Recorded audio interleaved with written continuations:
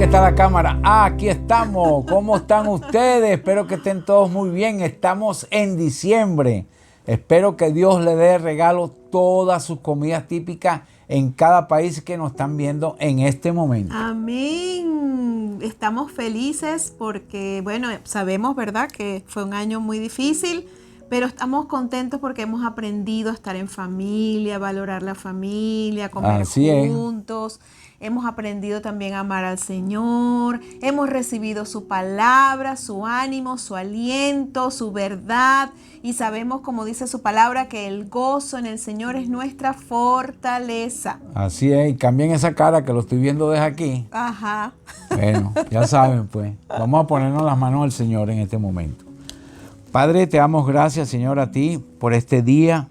Te pedimos, Señor, en este momento, por todos los que nos están viendo, Señor, los que nos están oyendo, Señor, y los nuevos suscriptores, que tú le entregues en sus manos, Señor, todas las cosas que ellos necesiten para este diciembre, para sus cosas, Señor, sus comidas navideñas, Señor. Yo te pido en el nombre de Jesús, Padre, en esta hora también por todos los que están enfermos, que tú los sanes completamente de adentro hacia afuera. Amén, te pedimos Señor. a ti, Señor, porque tú eres el único Salvador de todos nosotros, Señor. Que nos salves también a cada uno de nosotros.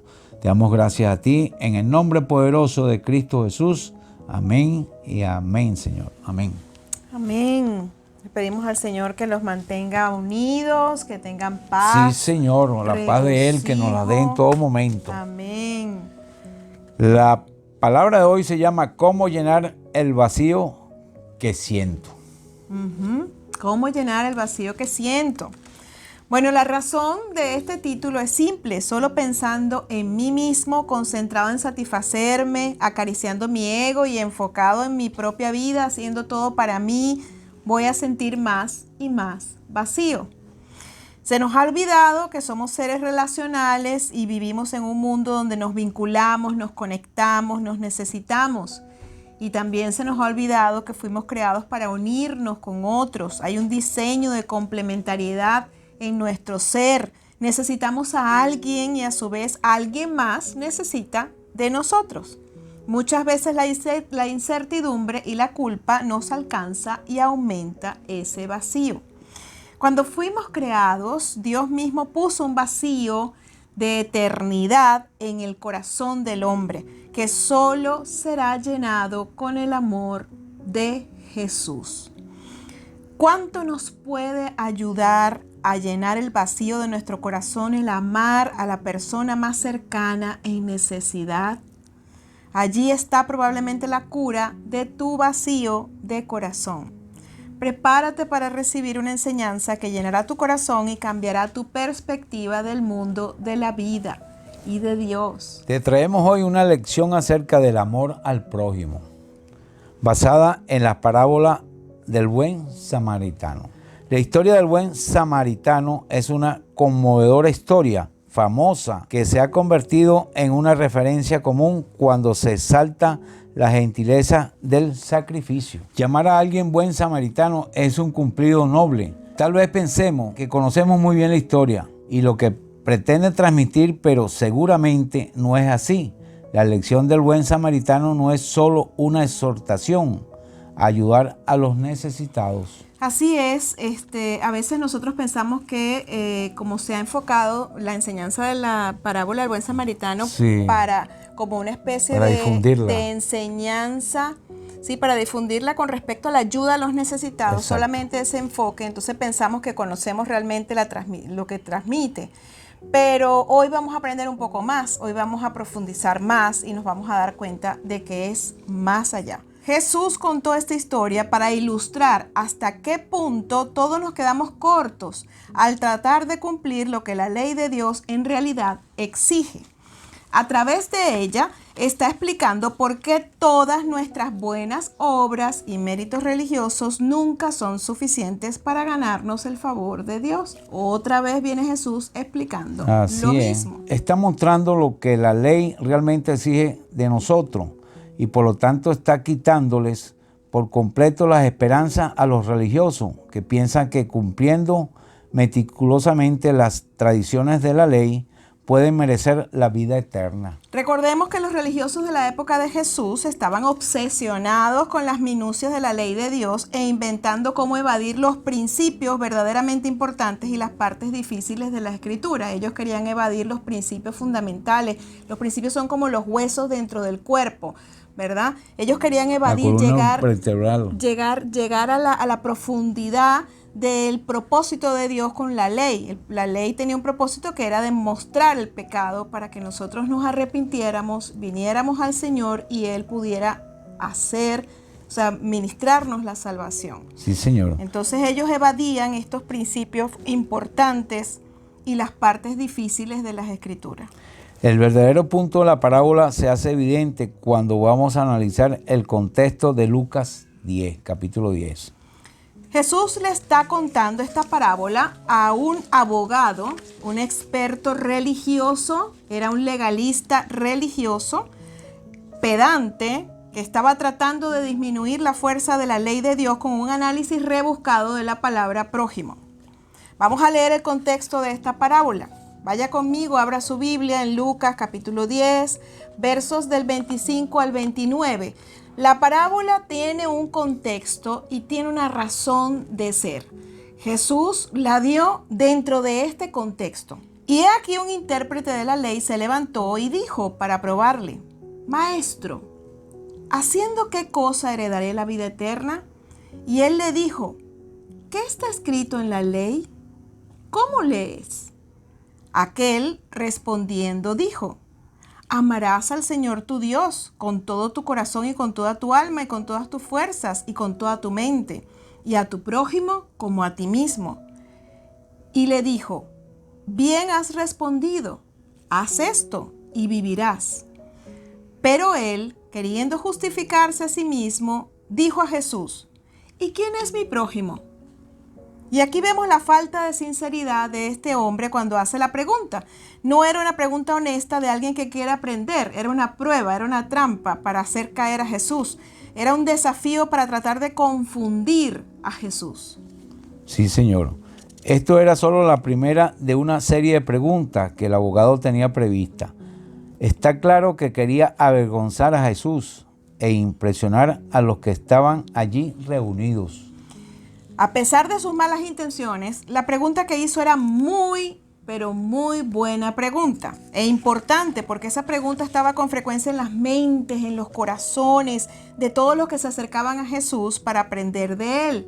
Esa pregunta la hizo el joven rico, la hizo Nicodemo y aparece con frecuencia en los evangelios. La promesa central del mensaje que Jesús vino a predicar estaba justamente apuntado a la vida y a la vida eterna. Por ejemplo, en Juan 3:16 dice lo siguiente: porque de tal manera amó Dios al mundo que ha dado a su Hijo unigénito, para que todo aquel que en él cree no se pierda, mas tenga vida eterna. En Juan 11, 25-26 le dijo Jesús: Yo soy la resurrección y la vida. El que cree en mí, aunque esté muerto, vivirá. Y todo aquel que vive y cree en mí no morirá eternamente. ¿Crees esto? O sea que Jesús, a través de la Biblia, de los evangelios, vemos que siempre hablaba de la vida eterna y que la vida eterna estaba en él.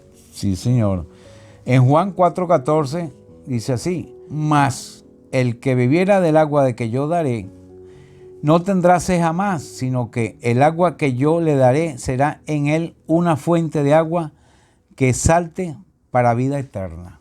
Uh-huh. En Juan 5:24, de cierto os digo, el que oye mi palabra y cree al que me envió, tiene vida eterna y no vendrá a condenación, mas ha pasado de muerte a vida.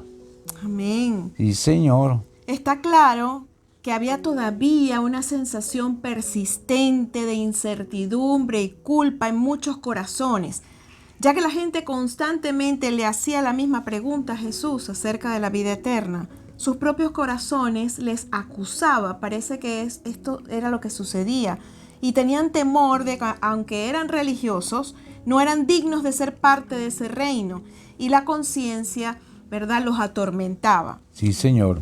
Entonces Jesús respondió la pregunta con otra pregunta. Él le dijo: ¿qué está escrito en la ley?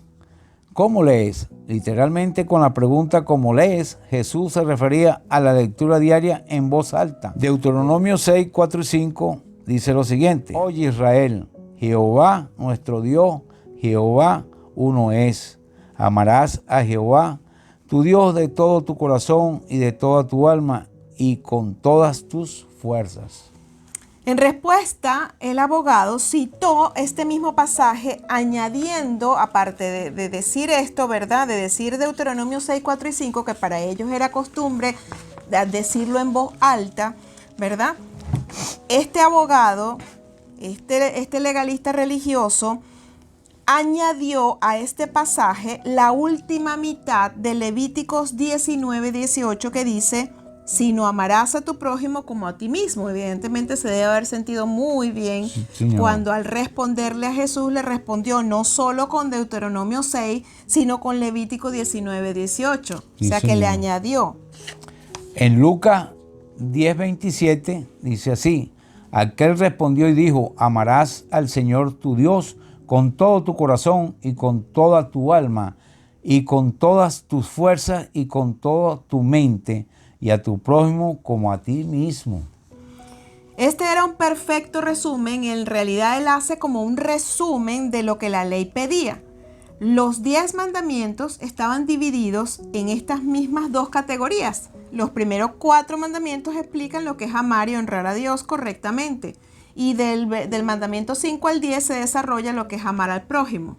Entonces el resumen que él dio, Deuteronomio 5 y Levíticos 18, ¿verdad? Cuando él responde a Jesús, realmente estaba resumiendo los 10 mandamientos en esas dos categorías. Entonces Jesús le dijo: bien has respondido, y añadió: haz esto y vivirás. ¿Quieres vida eterna? Obedezca la ley. Fíjense que no le predica el evangelio sino la ley. Lo mismo hizo con el joven rico. Así es. Porque Jesús no le predicó el evangelio en lugar de la ley a este hombre.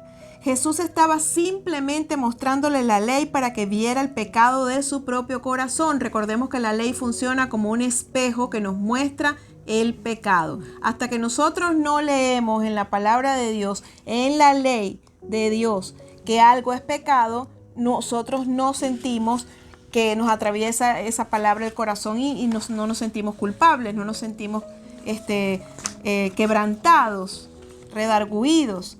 Entonces Jesús estaba mostrándole la ley para que él viera el pecado en su propio corazón. Y si el abogado era un hombre realmente sincero, él debía haber reconocido que no amaba a Dios como debería amarlo, ni siquiera amaba a su prójimo como debería. Si realmente él amaba la ley de Dios, debería sentir una profunda convicción, haber sido quebrantado, haberse ido triste, humilde, con deseos de cambio. En cambio, apagó el fuego de su conciencia con el agua del orgullo. Y en Lucas 10:29 le dice a Jesús, pero él queriendo justificarse a sí mismo, fíjese la razón, queriendo justificarse a sí mismo, dijo a Jesús: ¿y quién es mi prójimo? Vemos que él quería convencer a la gente de que él era justo, aunque él sabía que no lo era. Él quería mantener la fachada. Sí, Señor. Observemos que él pasó por alto el mandamiento de amar a Dios con todo su corazón, alma, mente y fuerzas.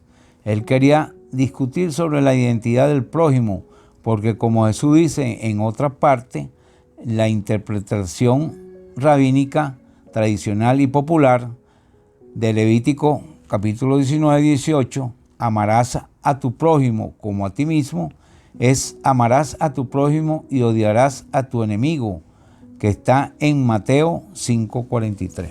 Sí, cuando nosotros vamos allí a Mateo 5:43 y 44, más adelante se los vamos a explicar bien, nos damos cuenta de que Jesús dijo, ustedes oyeron, dice, oísteis que fue dicho.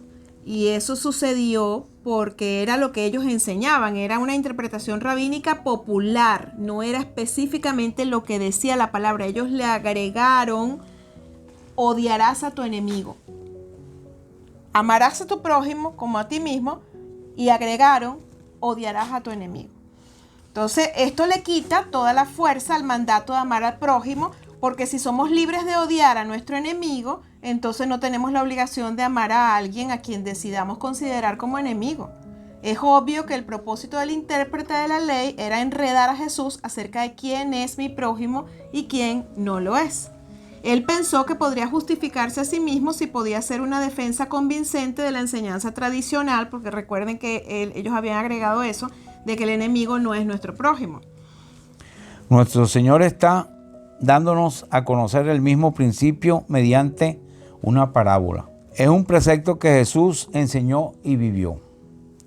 En Mateo 5, 43, 44 dice lo siguiente: haced bien a los que os aborrecen y orad por los que os ultrajan y os persiguen. A pesar de que este hombre se merecía una reprimenda y de que había rechazado el intento de Cristo de traer convicción a su corazón, Jesús le responde con una bondad, una misericordia y una actitud amable. Y entonces allí es donde Jesús pasa a contarle la historia. La historia que el Señor le cuenta es una parábola conmovedora, poderosa, que produce inmensa convicción. Jesús estaba instando al hombre a despertar y a ver cuán perdido estaba en realidad. Ahora vamos a estudiar y analizar esta respuesta apacible con un poderoso mensaje. En Lucas capítulo 10, verso del 30 al 35, dice lo siguiente: respondiendo Jesús dijo: un hombre descendía de Jerusalén a Jericó y cayó en manos de ladrones, los cuales le despojaron e hiriéndole se fueron dejándolo medio muerto. Aconteció que descendió un sacerdote por aquel camino y viéndolo pasó de largo. Asimismo un levita llegando cerca de aquel lugar y viéndolo pasó de largo también. Pero un samaritano que iba en el camino vino cerca de él y viéndolo fue movido a misericordia. Y acercándose vendó sus heridas, echándolo aceite y vino y poniéndolo en su cabalgadura, lo llevó al mesón y cuidó de él. Otro día al partir sacó 2 denarios y los dio al mesonero y le dijo: cuídamele, y todo lo que gaste de más yo te lo pagaré cuando regrese. La historia comienza con un viaje en un camino muy peligroso. Es el camino de Jerusalén a Jericó. Eso está en Lucas, capítulo 10, verso 30. El camino es real, ese camino existe en la realidad. Los visitantes de Israel todavía al día de hoy pueden tomar la misma ruta. De Jerusalén a Jericó es una bajada de más de 1000 metros de altitud, a través de 25 kilómetros de camino con curvas cruzando montañas sobre un terreno muy áspero. Algunos lugares están bordeados por precipicios de casi de 100 metros y gran parte de la ruta bordeada de cuevas y rocas macizas que sirven de escondite para los ladrones. Todavía es un camino peligroso. En la historia, un hombre que viajaba solo por ese camino fue asaltado por una banda de ladrones crueles que no solo le robaron, sino que también le quitaron todo, dejándolo casi desnudo. Luego lo golpearon brutalmente y lo dieron por muerto. En ese camino se veía un flujo constante de viajeros que iban y venían de Jerusalén para la fiesta. En otras ocasiones del año había menos gente trasladando. No había casas y muy pocos puntos de parada en ese tramo. En ese tramo, sí. No había ninguna garantía de que alguien lo encontrara y ayudara. En este momento dramático de la historia, Jesús presenta un poco de esperanza con lo que sigue, porque luego en el verso 31 dice que aconteció que descendió un sacerdote por aquel camino y viéndole pasó de largo. Parece ser una buena noticia.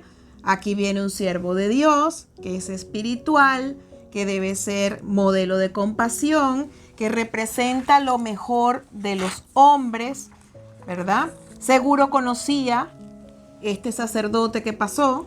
Miqueas capítulo 6, verso 8, que dice: oh hombre, Él te ha declarado lo que es bueno, Dios te ha declarado lo que es bueno. ¿Y qué pide Jehová de ti? Solamente hacer justicia, amar misericordia y humillarte ante tu Dios. También el sacerdote conocería lo que está escrito en Proverbios 21, 13, que dice: el que cierra su oído al clamor del pobre, también él clamará y no será oído. Seguro conocía mucho del consejo de Dios, pero cuando vio al hombre herido, pasó de largo. Esta palabra que se usa en la parábola, pasó de largo, significa en el original que el sacerdote se fue al lado opuesto del camino para evitar al viajero herido. Obvio, no tenía compasión por la gente en peligro grave. Ninguna conclusión se puede sacar de esto. Nos damos cuenta rápidamente de que lo que faltó fue compasión. Sí, Señor.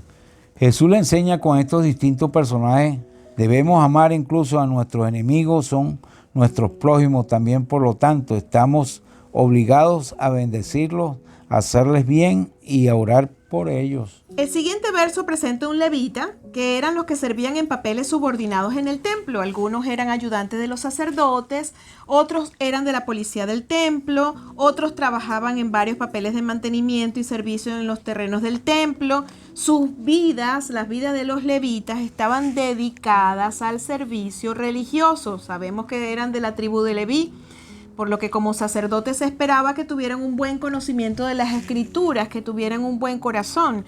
Sin embargo, cuando llegó donde estaba el herido, en la historia que Jesús narra, hizo lo mismo que el sacerdote. Se movió al lado opuesto del camino, otro hombre sin compasión y sin misericordia. Sí, Señor. La actitud de ellos es precisamente lo que vemos en la naturaleza humana en la actualidad. Incluso dentro de nuestros propios corazones. Pensamos, no me quiero involucrar, no conozco lo que es este hombre o las personas que lo golpearon pudieran hacerme daño. Los judíos y los samaritanos en los tiempos de Jesús venían con una historia de separación. El pueblo judío consideraba a los samaritanos étnica y religiosamente impuros. Los samaritanos estaban resentidos y menospreciaban a sus primos judíos.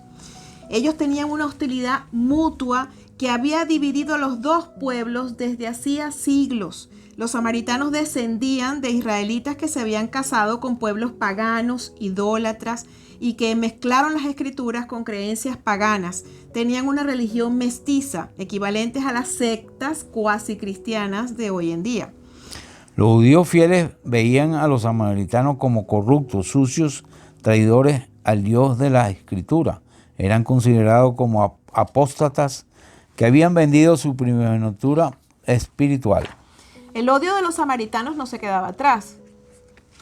Cerca de 30 años antes de la época de Cristo, en un intento de conquista de la nación samaritana, los judíos derribaron un templo de Gezirim, que ellos habían construido en ese lugar, Gezirim, y ellos insistían que ese era el único lugar legítimo de adoración.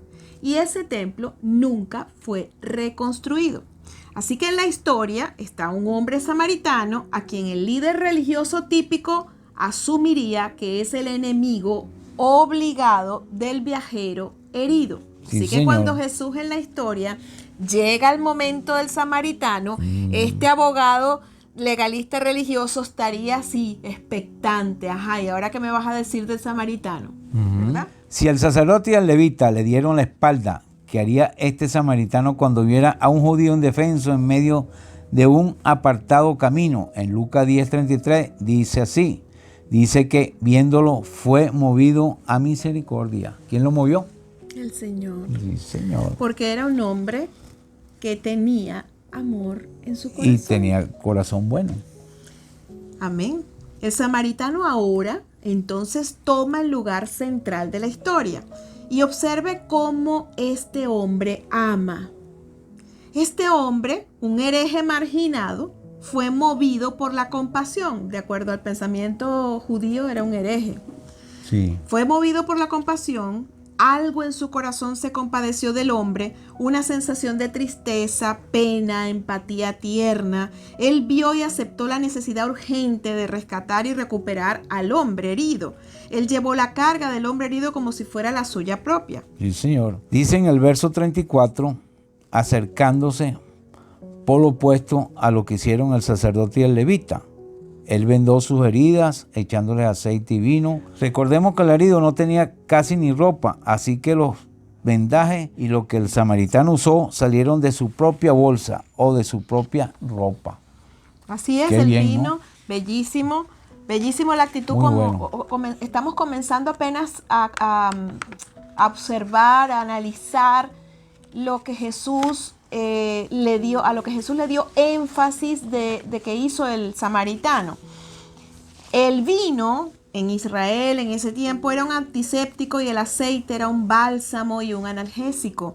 Y esto limpiaría y sellaría las heridas para prevenir la infección. El samaritano estaba usando sus propias provisiones. No fue tacaño con el vino y el aceite. No dice que echó unas goticas. Dice que limpió sus heridas, lavó completamente las heridas del hombre. Jesús recalca la generosidad de él. Entonces Jesús dice, y poniéndolo en su cabalgadura, verso 34, probablemente un burro o una mula, así que él caminó mientras que el hombre lesionado iba en su cabalgadura. ¿Qué les parece? Él montó al lesionado en su burra o su mula o su caballo, no sé, y lo llevó y él se fue a pie, no sé cuántos kilómetros. Sí. Jesús subraya aquí que esto no es un cuidado mínimo. El samaritano estaba haciendo un sacrificio extraordinario para alguien que ni siquiera lo sabía. Me imagino que estaba inconsciente. Exactamente, claro, para poder hacer todo eso estaba inconsciente y para poderlo montar en el caballo también, porque lo montó así acostado. Claro. O en el burro o en la mula. El samaritano lo llevó al mesón, alquiló una habitación, instaló al hombre en ella y no lo dejó solo, sino que se quedó con él para cuidarlo hasta que recobrara la salud. Recordemos que este hombre herido era un extraño para el samaritano. No era nada, pues no lo conocía. No lo conocía, nada, no sí, era señor. nada de él. Se quedó con él una noche, porque el versículo 35 dice, otro día al partir sacó 2 denarios y los dio al mesonero y le dijo, cuídemele y todo lo que gaste de más yo te lo pagaré cuando regrese. ¿Ves tú? Fíjese que este samaritano, al sacar los 2 denarios representaban el salario de 2 días completos, recordemos eso. Y por lo que se sabe de los precios en aquel momento, eran suficientes para meses de alojamiento y comida en una posada junto al camino como esta. El samaritano no se detuvo a investigar ni a interrogar al herido. Su corazón estaba tan lleno de amor que cuando alguien se cruzó en su camino con una necesidad desesperada que él era capaz de satisfacer, hizo todo lo que podía hacer, nunca tuvo duda o vacilación. El samaritano nunca se detuvo a preguntar lo que el abogado había preguntado. El samaritano nunca dijo, ¿y quién es mi prójimo? La pregunta mucho más importante sería, ¿de quién soy yo prójimo? Y la respuesta, de cualquier persona en necesidad. Honestamente, este tipo de cosas las estamos haciendo con nosotros mismos.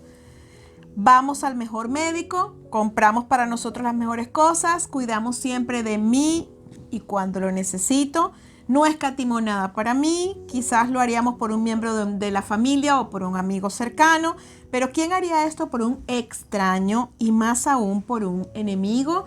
Jesucristo estaba retratando en la parábola algo importantísimo y es que la actitud que desarrolló el samaritano era una obediencia perfecta a la ley de Dios. Y un amor. Perfecta, con un amor profundo, sí, señor, de corazón. Jesús está describiendo un amor poco común que no tiene límites. Jesús contó la parábola del buen samaritano con el fin de mostrar el estándar increíblemente alto que establece la ley para nosotros. Con la poderosa lección de la parábola todavía flotando en el aire, el abogado tenía una sola respuesta posible. Lucas capítulo 10, 36-37 dice lo siguiente: ¿quién pues de estos 3 te parece que fue el prójimo del que cayó en manos de los ladrones? Él dijo, el que usó de misericordia con él. Entonces Jesús le dijo, ve y haz tú lo mismo. La siguiente respuesta de Jesús debería haber provocado una profunda convicción y una humilde confesión de la propia incapacidad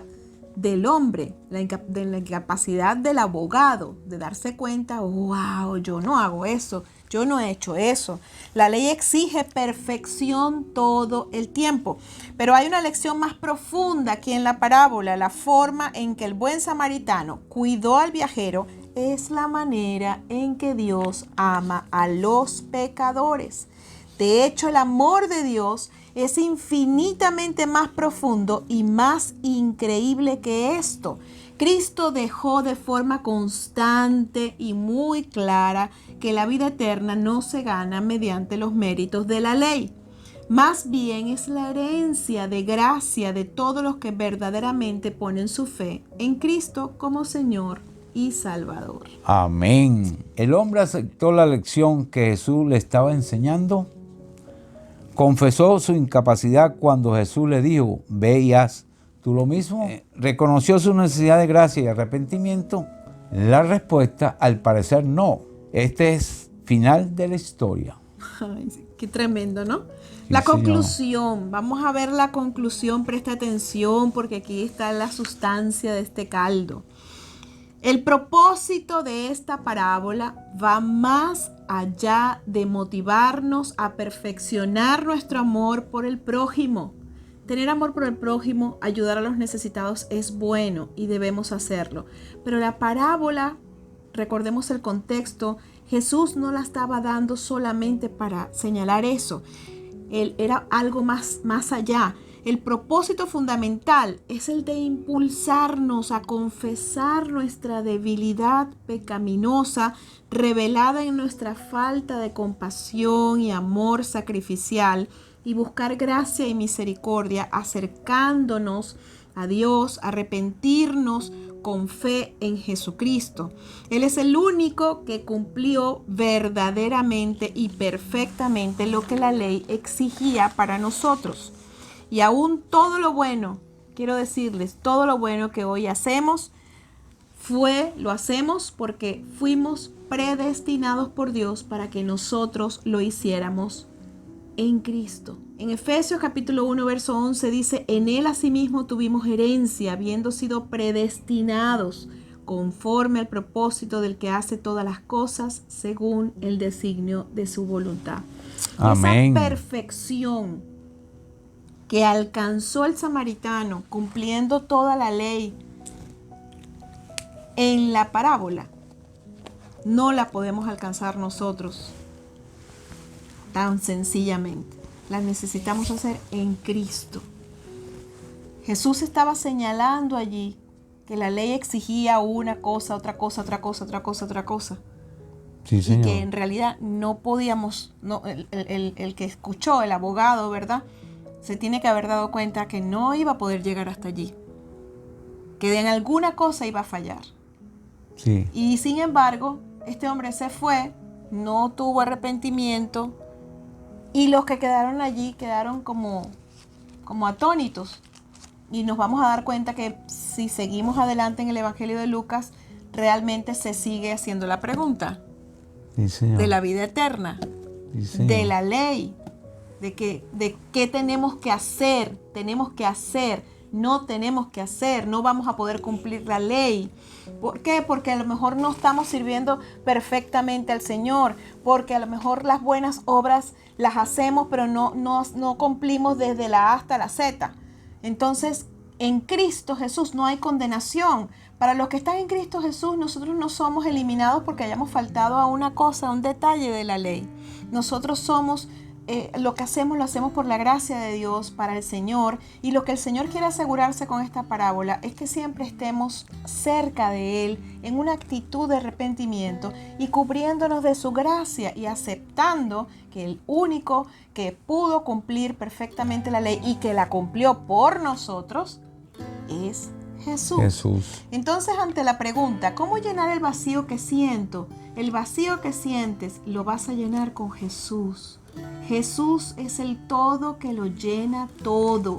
Jesús es el Dios de nuestra salvación. Jesús es el amor más grande, el amor que te llena, el amor que te motiva a seguir adelante y el amor que te da vida aquí en esta vida y vida en la vida venidera. Sí, Señor, en la vida eterna. En la vida eterna. Así que hoy te llamamos a Jesús y quisiera que oráramos tomando conciencia de que Él cumplió todo por nosotros y que hoy en Jesús, ¿verdad? En la gracia de Dios es que estamos en bendición, es que estamos claros, amén, salvos, amén, libres. Amén. ¿Ok? Vamos a orar. Padre, en el nombre de Jesús, venimos delante de tu presencia pidiéndote perdón por muchas veces considerarnos, Señor, que hacemos las cosas de una manera perfecta, cuando en realidad tú eres el perfecto y el que puede cumplir todos los detalles de la ley. Tú eres el que hiciste eso por nosotros para que nosotros anduviésemos en la gracia. También, Señor, en el nombre de Jesús te pedimos que podamos todos entender que las buenas obras que hoy hacemos, las hacemos porque fuimos predestinados desde antes de la fundación del mundo para que esas obras las hiciésemos nosotros en ti. Tú fuiste quien nos sacaste y nos salvaste cuando estábamos hundidos en delitos y pecados y nos colocaste en lugar de bendición y usas nuestras manos, nuestros pies y todo lo bueno, dice tu palabra, proviene de ti. Así que no hay gloria para el hombre, toda la gloria sea para ti. En el nombre de Jesús. Amén, amén y amén. Y amén. Dios los bendiga. Hasta la próxima. En la palabra de Dios dice, ama a tu prójimo como a ti mismo. Amén. Y recuerda que toda la gloria sea para Dios, porque toda buena dádiva y todo don perfecto desciende del Padre de las luces. Él es la luz del mundo y tú y nosotros somos lumbreras, somos luz. Él es nuestro Padre. Sí, toda Señor. Buena dádiva, todo lo bueno desciende de Él. Y dice, en quien no hay sombra de variación, sigue siendo el mismo ayer, hoy y por los siglos. Siglos de los siglos. Dios me lo bendiga.